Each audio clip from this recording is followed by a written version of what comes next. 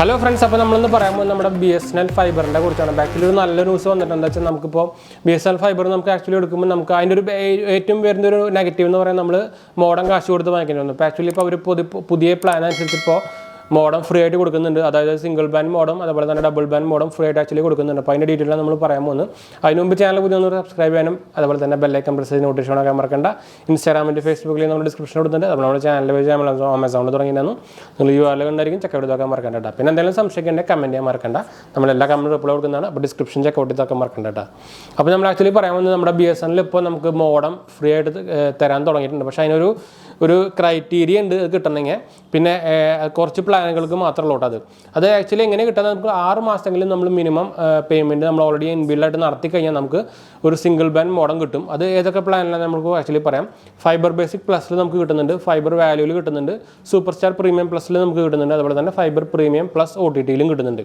ഇത് നമ്മൾ 6 മാസത്തിൽ നമ്മൾ ബില്ല് അടുപ്പിച്ച് അടച്ചു കഴിഞ്ഞാൽ നമുക്ക് സിംഗിൾ ബാൻഡ് മോഡം കിട്ടും കേട്ടോ. അതുപോലെ തന്നെ ഡബിൾ ബാൻഡ് മോഡം വേണമെങ്കിൽ നിങ്ങൾക്ക് 12 മാസത്തെ പേയ്മെൻറ്റ് നിങ്ങൾ ചെയ്യണം. ആ പ്ലാനൊക്കെ ഇത് സെയിം തന്നെയാണ്. Fibre basic plus fibre value super star premium plus fibre premium OTT. അപ്പോൾ ആക്ച്വലി വന്നെന്താ വെച്ചാൽ നമുക്ക് നമ്മുടെ മോഡം ഫ്രീ ആയിട്ട് നമുക്ക് വാങ്ങിക്കാം. നോർമലി ഇവരുടെ കുഴപ്പം എന്താ വെച്ചാൽ നമുക്കൊരു ഇനീഷ്യൽ ചാർജ് അത്യാവശ്യം നല്ലോണം വരാറുണ്ട്. അപ്പോൾ എൻ്റെ കാര്യത്തിൽ പറഞ്ഞത് എനിക്ക് Bsnl കണക്ഷൻ എടുത്തപ്പോൾ എനിക്ക് ഓൾമോസ്റ്റ് ഒരു 5000-6000 രൂപ ചിലവായി കഴിയുന്നു. എന്ന് വെച്ചാൽ മോഡത്തിന് 10,000-3500-4000 സംതിങ് റേഞ്ച് വന്നു. അപ്പോൾ അത് നമുക്ക് ആക്ച്വലി ഇപ്പോൾ ലാഭിക്കാൻ പറ്റുന്നത് വെച്ചാൽ ബാക്കി എല്ലാ പ്രൈവറ്റ് കമ്പനീസും തരുന്ന പോലെ തന്നെ നമുക്കിപ്പോൾ മോഡം ഫ്രീ ആയിട്ട് നമ്മൾ ഒരു 6 മാസത്തെ പേയ്മെൻറ്റോ 12 മാസത്തെ പേയ്മെൻറ്റോ എടുത്തു കഴിഞ്ഞാൽ നമുക്ക് ഫ്രീ ആയിട്ട് കിട്ടും.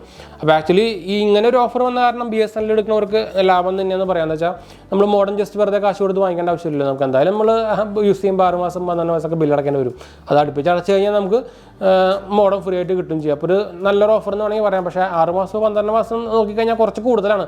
മിനിമം അവർക്കൊരു 3 മാസമെങ്കിലും വെക്കായിരുന്നു. എന്താ വെച്ചാൽ ബാക്കി എല്ലാ പ്രൈവറ്റ് കമ്പനീസും മോഡം ഫ്രീ ആയിട്ട് കൊടുക്കുമ്പോൾ ഗവൺമെൻറ് കമ്പനിയായിട്ട് ഇവർ ഇങ്ങനെ ചെയ്യേണ്ടത് ഒരു വൻ നെഗറ്റീവ് തന്നെയാണ്. പിന്നെ നമ്മുടെ ഇന്ത്യയിൽ ഗവൺമെൻറ് അതിൻ്റെ കാര്യം പറയേണ്ട ആവശ്യമില്ല. എന്ന് വെച്ചാൽ എല്ലാ ഗവൺമെൻറ് ഹോസ്പിറ്റൽ ആയാലും എല്ലാം ബാക്കൗട്ടാണല്ലോ.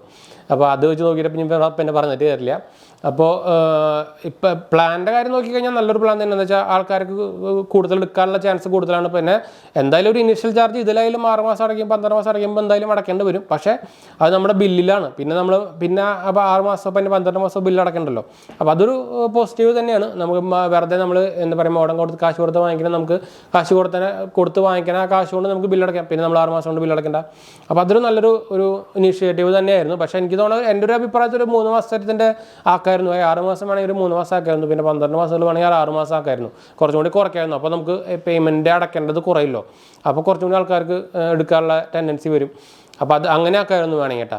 അപ്പോൾ എന്തായാലും എൻ്റെ അഭിപ്രായം നമ്മൾ പറഞ്ഞു. എന്തായാലും നിങ്ങളുടെ അഭിപ്രായം കമൻറ്റ് ചെയ്യാൻ മറക്കണ്ട. അപ്പോൾ എന്തായാലും സംശയിക്കേണ്ട കമൻറ്റ് ചെയ്യാൻ മറക്കണ്ട. നമ്മൾ വീഡിയോ വൈൻഡപ്പ് ചെയ്യാണ്.